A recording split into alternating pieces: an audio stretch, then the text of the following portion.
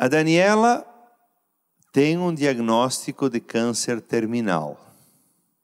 Câncer, Daniela, nos pulmões. Um câncer com primeiro diagnóstico no pulmão e com No pulmão. 26 metástases já espalhadas nos ossos.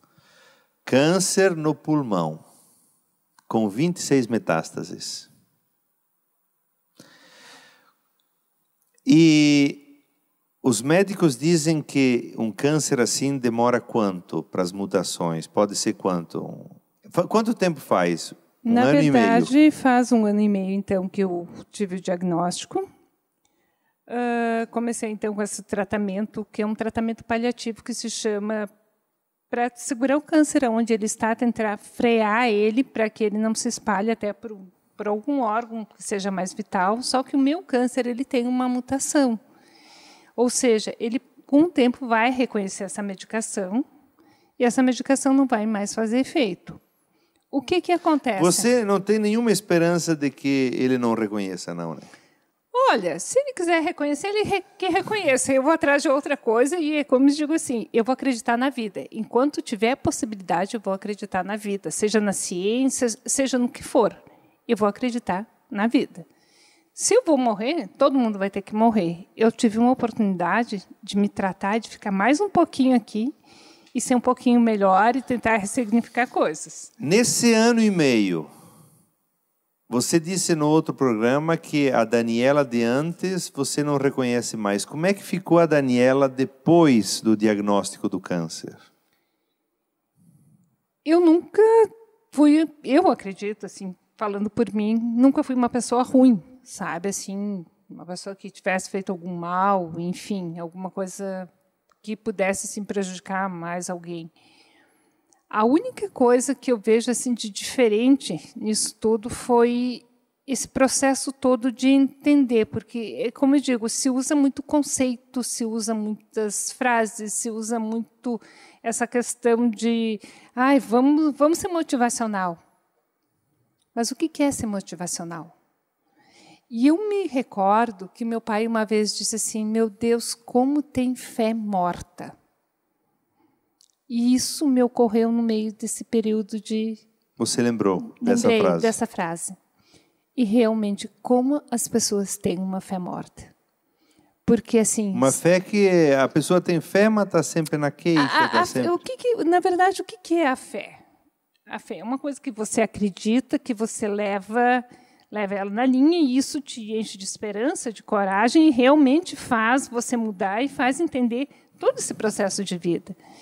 E, na verdade, por exemplo, qual que é a diferença de rezar uma Ave Maria, um Pai Nosso? Porque eu tenho o hábito de rezar todo dia. O rezar ele com fé, pensar naquilo que você está dizendo, ressignificar isso que você está dizendo. Tem diferença. E isso me ocorreu muito quando meu pai dizia assim, como as pessoas têm uma fé morta. E a mesma coisa na vida. Gente, eu digo assim, eu posso dizer que eu era uma Daniela viva e meia morta. Hoje eu sou uma Daniela que tem um diagnóstico de morte, mas estou muito mais viva. Então, é esse, eu acho, o grande significado de tudo. É realmente reaprender a viver, a ressignificar, de ver a vida de uma maneira diferente e não julgar. Porque eu acho que, assim, muitas vezes, porque o fulano fez isso, ou até mesmo um bandido. O que a gente faz? A gente julga, porque não presta, porque... É uma condição dele. A gente não sabe o que levou ele a chegar a essa condição. Quem que sou eu para julgar? Então, assim, eu aprendi a não julgar. Uhum. Porque, assim, você está aqui, você sente isso, você sabe o que está passando, você sabe em que condições você está passando isso. Agora, olhar de fora, sem saber o que o outro está passando, aí não... É bem diferente, né? O que você fazia e hoje não faz mais e faz diferente? O que eu fazia e não faço mais? Julgar as pessoas é uma das coisas. E acho que, assim, bem essa coisa de tudo que eu vou fazer, eu tento dá um significado. Por exemplo, assim, eu tenho que levantar, eu tenho que tomar meu café, eu tenho que seguir minha rotina diária, eu tenho os meus exercícios por causa dessa questão toda óssea, enfim. Mas assim, não é simplesmente fazer, eu estou fazendo porque isso vai me fazer bem. Se eu for lá fazer um carinho no meu filho, eu sei que é um carinho diferente, é um carinho que toca. Se eu tiver que conversar com alguém, vai ser uma conversa no olho, uma conversa franca. Saber dizer um não, saber dizer um sim e dizer um sim bendito. Então, acho que assim, tem uma série de coisas que são coisas, assim, eu digo, simples, diárias, sabe? Que a gente entrava no automático e não dava valor. Hoje, por exemplo, eu dou um valor para um café da manhã e uma boa conversa. Como é bom a gente poder começar o dia, sabe? Dando aquela primeira parada e dizer assim, vamos arrancar junto, vamos vencer mais esse dia junto. É isso. Você passou a fazer coisas com os filhos que você não fazia. O que você fez?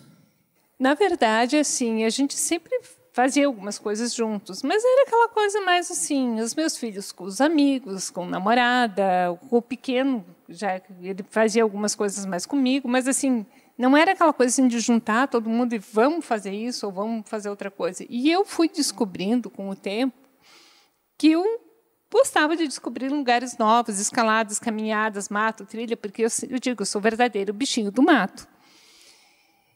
E aí, com a doença, eu me senti limitada, porque você imagina, câncer em vértebra, em coluna, hoje 2 vértebras fraturadas. Tem coisas que te limitam. Por exemplo, eu tinha um sonho de pular de pêndulo ou de bungee jump. Não posso mais.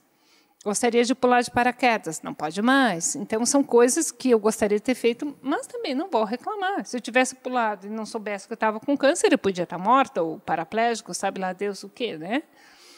Então, assim, essas aventuras que eu fiz com os meus filhos, tudo começou quando a gente começou a falar de morte.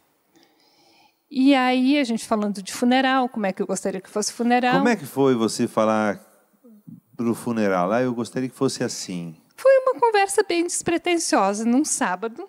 Eles vieram para a cama porque eu estava deitada e a gente começou a conversar e a brincar. Eles começaram a dar mais tempo para você? Mais tempo, mas eu digo assim, não só questão de tempo, de conversar coisas que nunca se conversou. Por exemplo, eu sou fã de orquídeas. Meu filho um dia me olhou, mãe, e o dia que tu morrer, o que tu quer que eu faça com tuas orquídeas? Tu quer que eu cuide, tu quer que eu doe, tu quer que eu faça o quê? Qual é o teu sentimento com relação a isso? Quando que a gente parou para conversar sobre isso? A gente não para, a gente não conversa. E aí a gente começou a conversar dessa questão de morrer e tal, de como que são os velórios, como é que a gente enxerga, encara isso. E aí eu fui falar para o meu filho, eu digo, filho, eu odeio velório. Para mim, velório começou a virar um antro de fofoca. Tipo assim, alguém nunca te olhou na cara, vai lá para saber se o defunto está assim, se está assado, se está com roupa, se está de unha pintada, se está de batom, sabe? Parece que tem que ir lá dar o aval para dizer que realmente você é um defunto. E a outra coisa que eu observo e que eu passei com a morte do meu pai, por mais que tu tenha um abraço amigo, mas você sente quando é um abraço de verdade, de alguém que vem te dar um abraço de verdade, quando é um abraço de tipo assim, vem aqui te dar um abraço por obrigação e ver o que está acontecendo. Então, assim, isso eu levei como maior lição na minha vida, foi esse funeral do meu pai. E eu digo, mas por que ficar chorando diante de um corpo que estava sofrendo? Que egoísmo nosso ter que dar, sabe, ficar com uma coisa que não tem mais significado. O que significou? O que você fez? O que você passou? E aí fui me dar conta que eu não quero um velório longo com tudo isso. E se tiver velório, vai ser com lista de presença. Eu digo nem que seja o primeiro velório na face da Terra com uma lista de presença. Porque, assim, é justamente isso. Cara, as pessoas que estão por perto, os amigos que te querem bem, isso te dá força, te dá energia, te dá um ânimo para a vida. E tem pessoas que...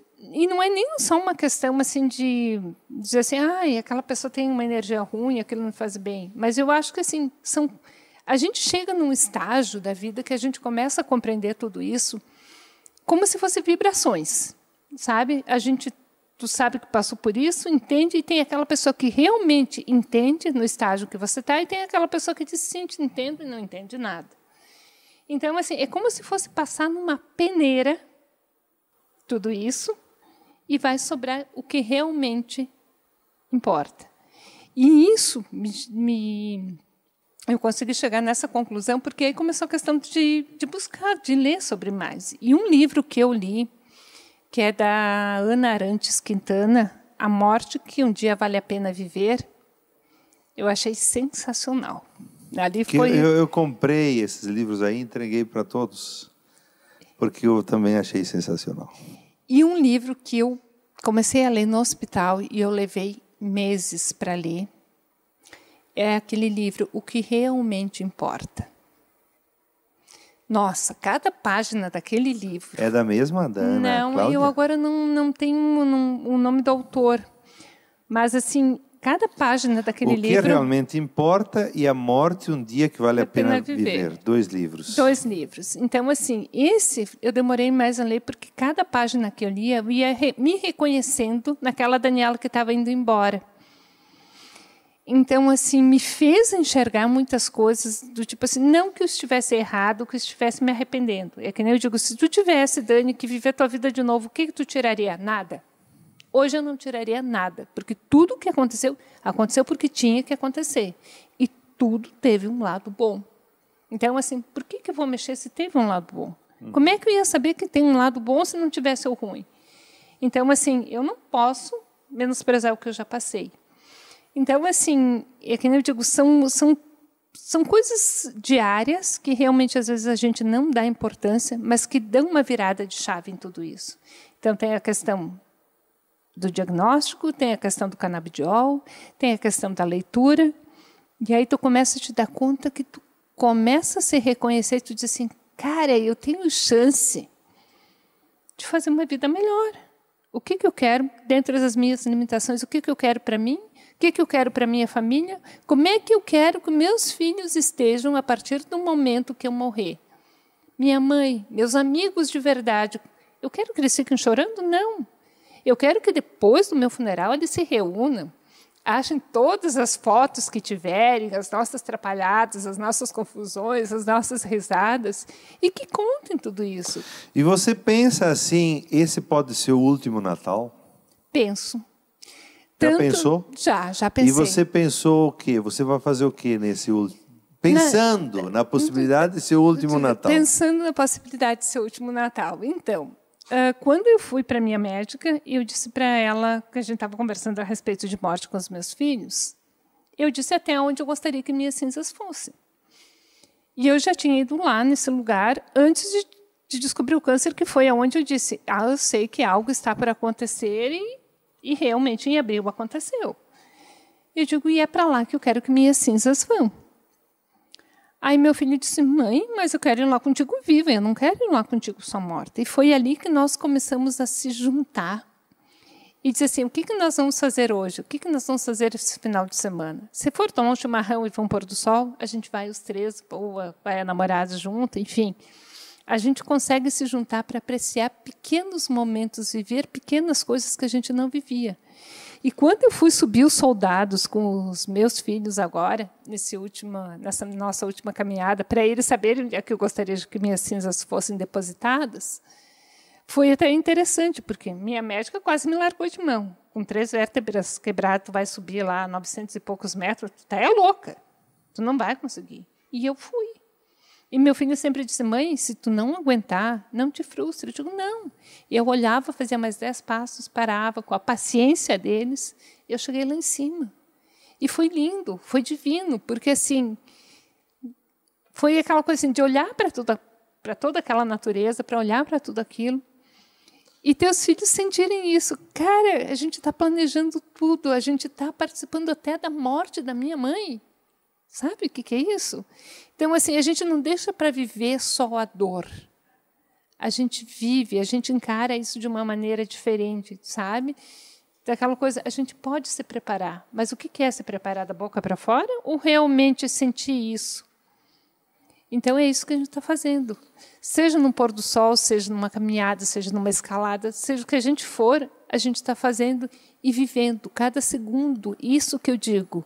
A impressão que eu tenho que uma grande mudança que acontece na vida de quem tem um diagnóstico assim é que vive intensamente cada momento. Tem que viver porque, afinal...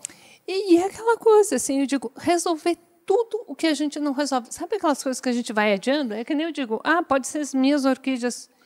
O que eu vou fazer com tuas orquídeas? O que tu gostaria que eu fizesse? Isso são com flores, mas, por exemplo, roupa de funeral. Quem é que se preocupa com uma roupa que vai querer vestir no funeral?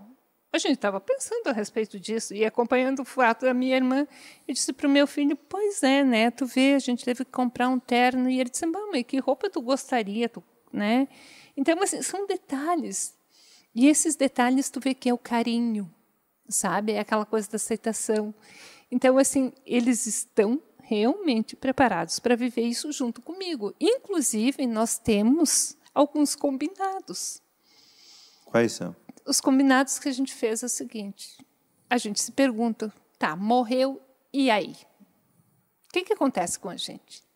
Essa matéria se vai? Sobrou alguma coisa? Não sobrou? Não sobra? Como é que será que é lá? Será que existe alguma coisa realmente ou não existe? E aí o nosso combinado é o seguinte, meu filho disse assim, olha, eu faço tudo o que tu quiser no teu funeral, mas nós vamos combinar uma coisa, que no 7º dia, não sei de que forma, de que jeito, mas tu vai vir dar notícias para nós. Eu digo, não, eu vou ter que parar de carregar isso comigo. Esse compromisso, ele disse, não, mãe, se existir alguma coisa vai aparecer para mim e eu vou entender o que é. Então, assim, a gente riu muito, né? Porque a gente já pensou em N possibilidades do que podia acontecer. Eu digo, e você vê o passarinho e te dá uma bordoada na cara, ou, sabe? Mas, enfim, a gente riu muito, a gente se divertiu muito com isso, sabe? E, ao mesmo tempo, é uma coisa tão séria, essa ligação, esse carinho, sabe? Que é um carinho que tu vê que é verdadeiro, que é aquela coisa que, morreu. Porque, assim, outra coisa que eu fico pensando muito, o que acontece quando a gente morre? A primeira coisa que se faz. É o que você acredita? O que você acredita? O que eu acredito? Eu acho que a gente não está aqui só como uma mera passagem. A gente está aqui para cumprir um ciclo, para cumprir alguma coisa. E eu sempre digo, a gente tem 2 caminhos, ou ser melhor ou ser pior. Então, eu acho que se a gente consegue ser um pouco melhor, a gente, em algum momento, vai ter um lugarzinho guardado num outro lugar muito melhor, né? Porque vamos combinar que do jeito que anda a humanidade, do jeito que anda o mundo, não é fácil passar por aqui. Todo mundo fala em inferno, inferno. O que é um inferno? É a gente que faz esse inferno. Então, eu acho que, assim, eu acredito que em algum lugar tem um cantinho bem especial, porque é a mesma coisa, se fala muito em Deus. Como é que se materializa Deus? Como é que você acredita em uma coisa que não vê? É difícil a gente explicar isso para uma criança, para alguém. Mas a partir do momento que a gente muda as atitudes e vê as coisas acontecendo e as coisas começam a fluir, eu sempre digo, Deus é uma energia. E essa energia, ou você alimenta ou você apaga. Então, assim, o que eu quero, o que eu busco? Eu quero isso, eu tenho que alimentar essa energia, eu tenho que alimentar esse contato com esse Deus. Você sintoniza como agora com Deus? O que você diz para Ele? Eu sempre digo assim, eu só não quero sofrer. Sabe, assim, se tiver que morrer hoje, eu estou tranquila para ir aonde for, mas eu só não quero sofrer, porque eu sei que o meu sofrimento vai fazer as pessoas ao meu redor sofrer também. Então, assim, eu só não quero sofrer. E assim, e só agradeço. E agradeço muito, todos os dias, por poder viver tudo isso, viver essas experiências. E é como eu digo assim, deixar de simplesmente ler uma frase ou de sentir alguma coisa motivacional, mas assim, realmente viver. E é difícil. E para mim, uma das coisas mais difíceis, que eu acho que seja mais difícil que morrer, é o perdão. Porque, assim, quando a gente se liberta... Perdão aos outros ou perdão a si mesmo? Os dois. Porque, assim, o perdão ela é uma coisa danada, ele é cheio, assim, de facetas, eu digo, sabe? Primeiramente, a gente diz, perdoou, tá? Mas é aquele rancor, aquela coisa que ainda te machuca lá dentro. E o que é o perdão? O perdão é você aceitar. Que culpa você tem? Você não é obrigado a tolerar. Mas por que você tem que implicar com o erro do outro? O erro é dele, é ele que tem que entender. Você tem que aceitar e se proteger. Então, assim, quando você perdoa, você não julga. O perdão, ele anda ali, ele é o oposto do julgamento. Ou você julga, ou você aceita. É uma escolha, são escolhas. Quando a gente nasce, a gente tem o poder de escolher entre o bem e o mal. E, a partir daí, são essas escolhas que a gente faz. Então, é por isso que eu acredito que o perdão ele é muito dolorido, ele é uma coisa que demora, ele tem que ser digerido, ele tem que ser compreendido. E, a partir do momento que você entende que você não tem culpa pela outra pessoa, você começa a entender ele e você acaba perdoando e fica uma coisa sem mágoas. Bom, eu penso que a Daniela, nesses 2 programas, quebrou todos os protocolos no seguinte sentido, porque as pessoas têm um tabu muito grande com a morte. Tem uma dificuldade muito grande de falar de morte. Não, vamos falar de vida. Não, vamos falar de alegria. Não, vamos falar não de doença. Não é assim? E você falou de morte de uma forma tão tranquila e serena, que de alguma forma, certamente, quem está em casa até se surpreende e diz, bom, eu preciso de fato também encarar a vida e a morte. E uma coisa que eu captei muito grande é que você, naquilo que você vai manifestando, você dá e transparece que você vive intensamente agora. E todo mundo tem livros do poder do agora, tem livros do foco, tem livros de não sei o quê, não sei o quê, não sei o quê, que falam poder do agora. Poder do agora para fazer o quê? Para ganhar mais dinheiro. Para ficar... Não. O poder do agora para viver intensamente agora. E é o que eu sempre digo assim, o que adiantaria eu ter 2, 3 milhões, 4, 5 milhões? O que vai mudar na minha vida? Eu vou morrer igual. Tem uma medicação que vai... Não tem. A única coisa que muda na vida realmente da gente é a questão de percepção.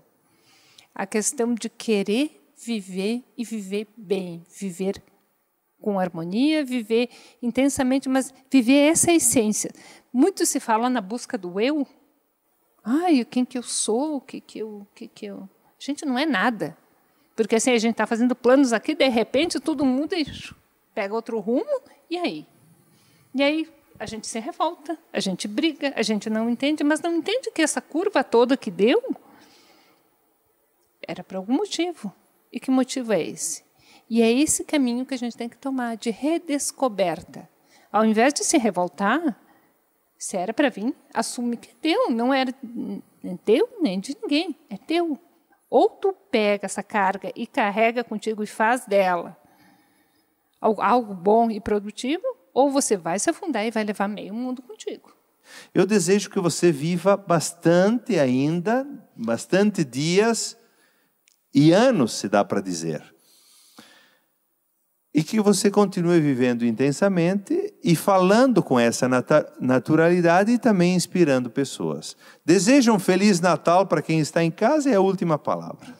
Bom, o que eu posso dizer hoje, nesse momento, assim, é agradecer pela oportunidade, pedir, fazer um apelo para quem está acamado, para quem está doente, que não se entregue. Eu acho que, assim, seja o tempo que for, que viva, porque a gente teve uma oportunidade de estar aqui, não é por acaso. Isso aqui é uma viagem, ela tem data de saída, data de partida. Então, assim, a gente tem que viver esse intervalo aí e dizer que o Natal está aí, né? Então, assim, eu particularmente, Daniela, eu vou ter um Natal, acho que bem especial, um final de ano bem especial, porque naquilo que a gente estava falando, talvez seja o último, talvez não. Mas, assim, viver. O que é esse viver? Realmente celebrar. Celebrar a vida, celebrar o nascimento do menino Jesus, celebrar a vida de uma maneira que, talvez, assim, eu digo que sai um pouco fora daquele padrão de vida que estão vivendo. Muitos podem estar já pensando em grandes ceias, festas, viagens, como costuma fazer todos os anos, mas se conseguir tirar pelo menos 1 hora ou 2 para fazer algo diferente, que possa ressignificar um pouquinho, talvez seja o início de uma nova caminhada e com um olhar diferente para o próximo ano. Então, assim, que se saia um pouco desse padrão, que realmente se repense o que é essa data, que é celebrar a vida e que morte também é vida, é o início de uma outra vida. Então, assim, é isso que eu desejo e eu tenho certeza que, dessa forma, as pessoas se tornarão um pouco melhor e que realmente a vida ela é uma dádiva e que a gente não tem nem noção de quanto é lindo viver, mas que também é lindo e é digno aceitar a morte também. Amém.